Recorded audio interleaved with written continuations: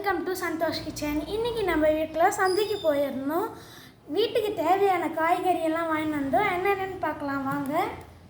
புதினா, தக்காளி, காலாப்பாடு மாம்பழம், பங்கனப்பள்ளி மாம்பழம், சின்ன வெங்காயம், வெங்காயம் தாள், ரஸ்க், பன், முட்டைகோஸ், இஞ்சி,